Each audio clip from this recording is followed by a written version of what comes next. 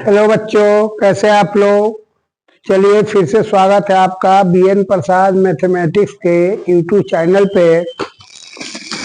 तो आज मैं आपको केमिस्ट्री के 12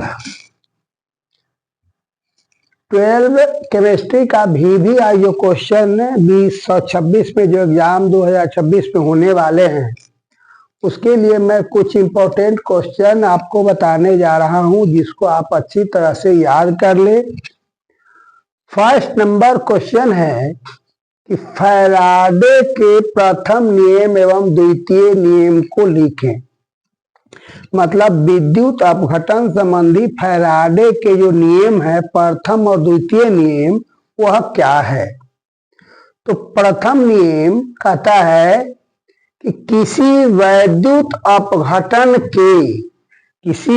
अपघटन के प्रत्येक इलेक्ट्रोड पर मुक्त होने वाले पदार्थ की मात्रा उसमें प्रवाहित होने वाली विद्युत धारा के परिमाण का सीधा समानुपाती होता है।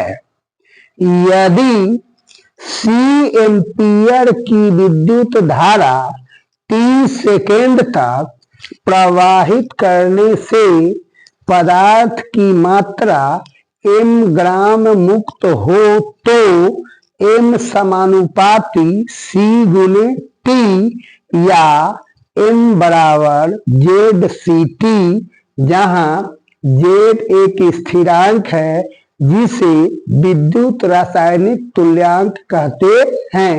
यही फैराडे का प्रथम नियम है। दूसरा है फैराडे का द्वितीय नियम।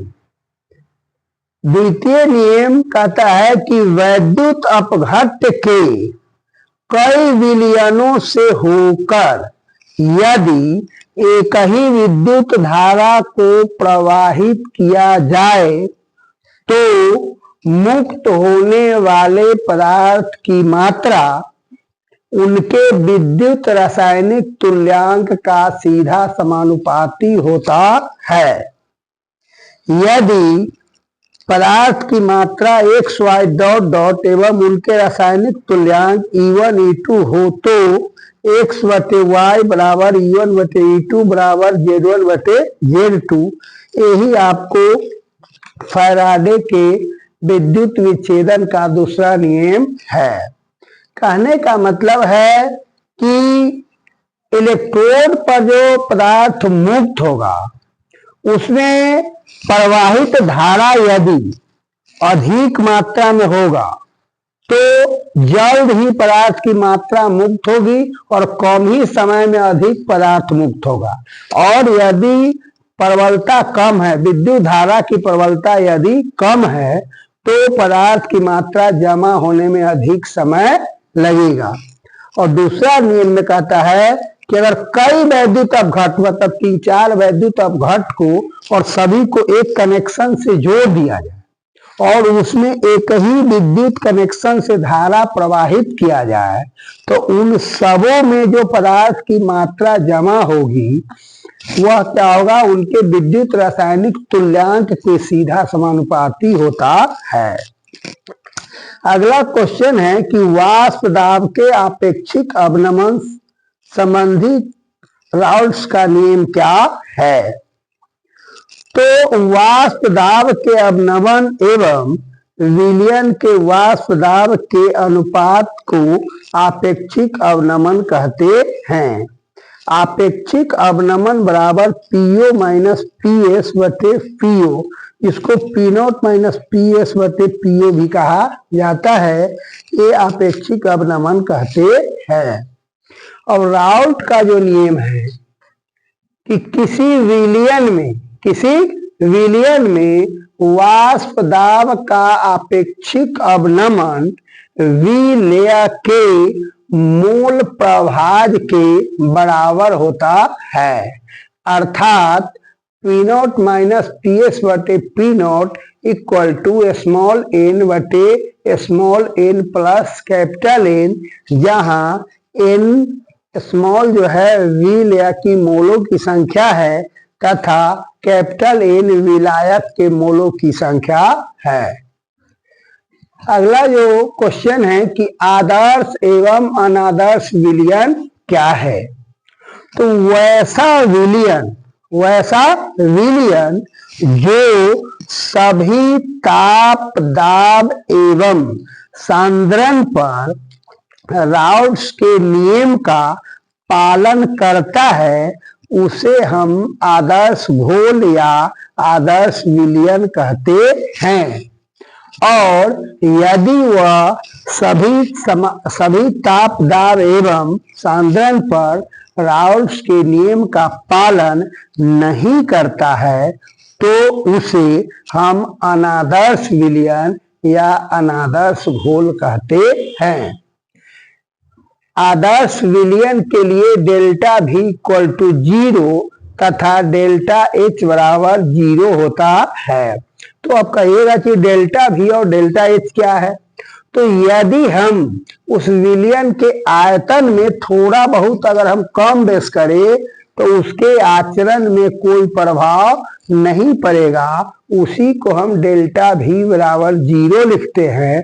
तथा यदि ऊष्मा की मात्रा को भी अगर थोड़ा बहुत बढ़ाया जाए तो उससे भी उसके आचरण में कोई प्रभाव नहीं पड़ता है, इसी को हम डेल्टा H बराबर 0 से सूचित करते हैं। और जैसे अगर आपको पूछे तब बेंजीन जिसका सूत्र C6H6 एवं टोलुइन मतलब बेंजीन के ऊपर अगर यदि आप CH3 जोड़ देते हैं तो उसी का नाम टोलुइन होता है। तो टोलुइन एवं बेंजीन को अगर हम एक जगह मिला दे तो वह आदर्श विलयन बनता है। अब अगला जो पॉइंट है कि क्वथनांक का उन्नयन क्या है। क्वथनांक का उन्नयन क्या है, तो सबसे पहले आप यह समझिए कि क्वथनांक होता क्या है। तो क्वथनांक जो है किसी विलयन का वाष्प दाब जब वायुमंडलीय दाब के बराबर हो जाता है तो उसी दाब को हम क्वथनांक कहते हैं। तो जब किसी शुद्ध विलायक में एक अवाष्पशील विलय मतलब जिससे वाष्प नहीं निकलता हो, तो अवाष्पशील विलय जैसे नमक चीनी मिलाने पर विलयन का क्वथनांक बढ़ जाता है और इसी घटना को हम क्वथनांक का उन्नयन कहते हैं। यह जो है विलयन का अनुसंख्य गुणधर्म है जो विलयकी कणों की संख्या पर निर्भर करता है, उसकी प्रकृति पर निर्भर नहीं करता है। तो कणों की संख्या कहने का मतलब क्या है, इसको भी आप समझ लीजिए ठेठ भाषा में कि यदि मान लिया जाए कि आपको पानी को खौलाना है तो पानी को खौलने के लिए टेम्परेचर 100 डिग्री चाहिए, लेकिन शुद्ध पानी हो तब। लेकिन उसी पानी में यदि आप 1 लीटर पानी में और 250 ग्राम नमक यदि घोल देते हैं और उसको गर्म करेंगे तो उसको उबलने के लिए आप 100 डिग्री से अधिक ताप बढ़ाइएगा तभी वह उबलेगा, नहीं तो नहीं उबलेगा। तो यही जो है क्वथनांक में जो वृद्धि हुआ उसी को हम क्या कहते हैं, क्वथनांक का उन्नयन कहते हैं। तो वो जो है आप कितना नमक उसमें मिलाते हैं उसकी कणों की संख्या पर निर्भर करेगा, वो जो है नमक की प्रकृति पर निर्भर नहीं करेगा। इसी को हम क्वथनांक का उन्नयन कहते हैं। ठीक उसी प्रकार से अगला है हिमांक अवनमन क्या है।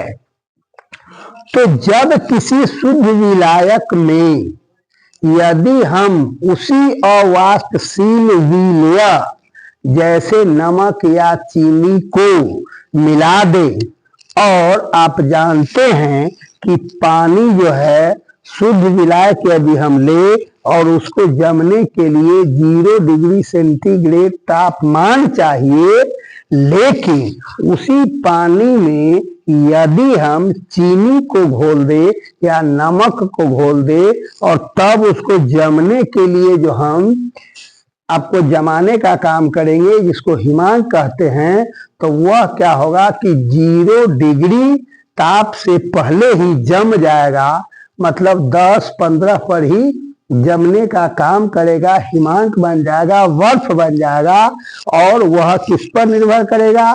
जितना हम नमक या चीनी मिलाएंगे उसी की मात्रा पर वह निर्भर करेगा। यदि चीनी की मात्रा ज्यादा मिलाएंगे तो और ही कम ताप पर वह हिमांक होगा, मतलब बर्फ रूप में जमेगा। और अगर कम मिलाएंगे तो 0 से ऊपर थोड़ा, मतलब 5-7 डिग्री सी पर ही जा करके वह जम जाएगा। और इसी प्रक्रिया को, इसी घटना को हम हिमांक का अवनमन कहते हैं। तो आप देखते रहिए BN प्रसाद मैथमेटिक्स का YouTube चैनल और लाभ उठाते रहिए। तो आप जो है, मेरा रिक्वेस्ट है कि इस वीडियो को कम से कम एक बार जरूर देखें। यदि पसंद आवे तो दूसरे बार देखे, नहीं तो नहीं देखे, लेकिन एक बार कम से कम देखना न भूले। क्योंकि आप जब 10 बार किसी क्वेश्चन को किताबी भाषा में याद करेंगे तो वह याद नहीं होगा। लेकिन इस वीडियो को मात्र आप यदि 2 बार चला के अच्छा ढंग से देख लेते हैं तो आपको दिमाग में इस तरह से सेट करेगा कि वह कभी दिमाग से बाहर नहीं जाएगा। आप एग्जामिनेशन में अच्छा से अच्छा करेंगे, यह हमारा पूर्ण विश्वास है। इसीलिए आप चैनल को सब्सक्राइब करें और वीडियो को लाइक करें। जय हिंद, जय भारत।